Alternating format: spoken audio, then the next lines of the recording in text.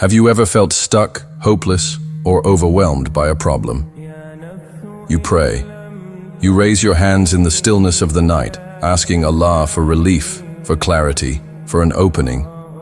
But deep down, somewhere in the silence of your soul, a whisper arises, "This is too much. Maybe this one is too big, even for Allah." And immediately guilt follows. How could you even think that? You believe, you trust. But when the pressure mounts and your heart is heavy, doubt sometimes seeps in through the cracks. You're not alone. Every sincere believer, no matter how pious or strong, at some point feels stuck in that limbo between faith and fear. You want to believe that Allah will pull you through, but the circumstances are shouting louder than your hope. But here's the truth. This inner doubt is a trap. A silent, invisible wall that blocks you from witnessing the mercy, the majesty, and the miracles of Allah. Today, let's break that wall.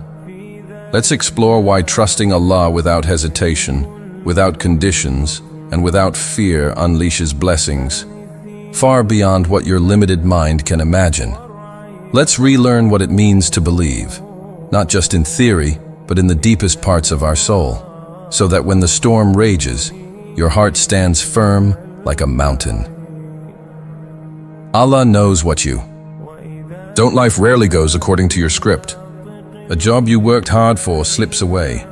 A person you loved leaves without explanation. An opportunity you prayed for vanishes. In those moments, it's easy to feel forgotten or punished.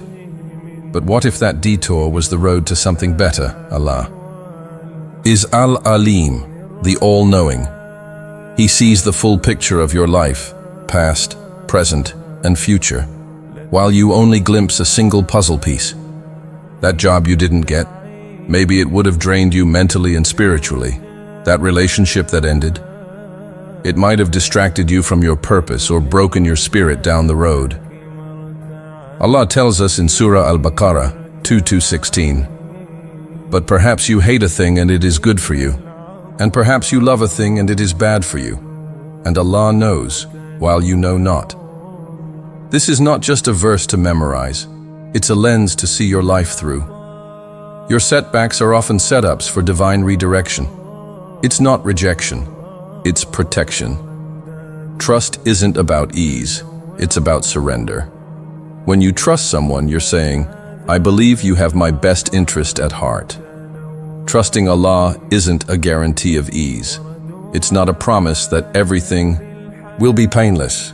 Instead, it's a surrender, a declaration that even when things hurt, you believe He is still in control. The Prophet Muhammad endured grief upon grief, losing his children, facing starvation, watching his companions be tortured. And yet, he never stopped trusting Allah. He taught us a profound lesson in a single hadith. Know that victory comes with patience, relief with affliction, and ease with hardship. Tirmidhi, trust is a muscle. It strengthens in hardship. When life is heavy and anxiety clouds your mind, say what Ibrahim A.S. said, "Hasbunallahu wa ni'mal wakil." Allah is sufficient for us, and He is the best disposer of affairs. Quran 3:173. Make this your shield. It's not just words. It's a statement of divine reliance. Pain is never wasted. We live in a world where pain is often seen as punishment. But in Islam, pain has purpose. Allah does not let a single tear, a single sleepless night, or a single whisper of Ya Allah go unnoticed. When you are hurting, when your chest feels tight and your eyes are raw from crying, remember this. Your pain is seen, and it is not in vain. Allah tells us in Surah Ash-Shah 94:6, "Indeed, with hardship comes ease, not after hardship, with it," meaning the ease is already present, even if you can't see it yet.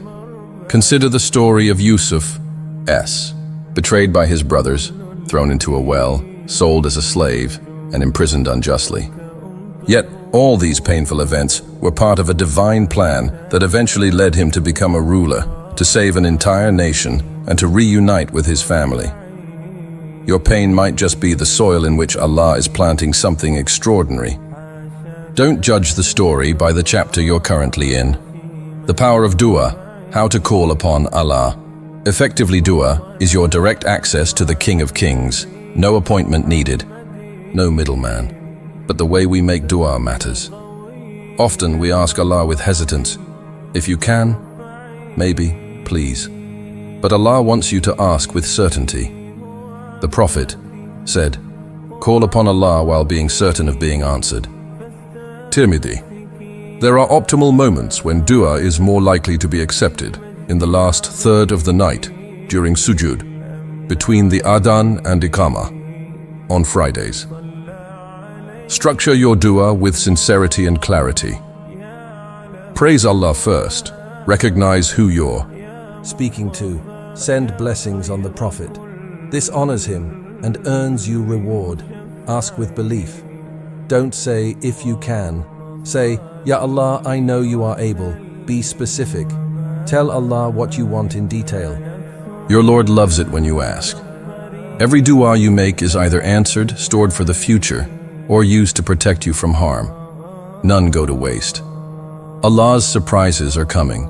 Have you ever noticed how Allah's help shows up in unexpected ways? A friend calls just when you're feeling low. A door opens after all others slam shut. A moment of peace washes over you in the middle of chaos. Allah is Al-Fatah, the opener. He opens ways where none seem to exist. Look at Musa, AS, standing at the Red Sea. In front of him, a vast body of water. Behind him, Pharaoh's army. His people panicked, but Musa, AS, didn't. He said with full certainty, indeed, my Lord is with me.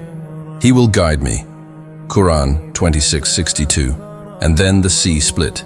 Your Red Sea moment will come. When you least expect it, Allah will open a way. But first, you must believe, without fear, without a plan. B6.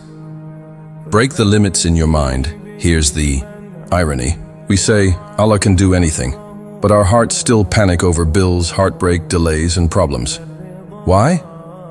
Because while we acknowledge His power with our tongues, we often limit Him in our minds.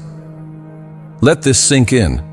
Allah created the entire universe with kun fayakun, be and it is. Quran 36:82. You're not asking a human being for help. You're asking the one who controls all causes and effects. Stop saying, this is too hard. It's impossible. What if it doesn't work out? Start saying, if Allah wills, nothing can stop it. My Rabb is greater than this. With Him, all things are possible. Train your mind to believe what your tongue already says. Final reflection. Are you limiting Allah with your doubts? Next time you feel overwhelmed, pause and ask yourself honestly, am I putting limits on Allah? Because often, our greatest obstacle isn't the problem itself. It's our belief that the problem is bigger than our Lord. Choose to replace fear with faith. Replace what if with even if.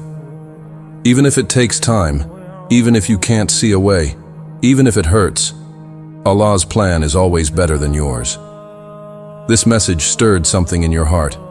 Don't let it stop here. Share it with someone else who may need it. Help them break the walls of doubt in their minds too. And if you want more reminders like this, gentle, real, and rooted in faith, subscribe for more heart-to-heart content. May Allah replace your fears with faith, your pain with peace, and your doubts with unwavering trust. Ameen.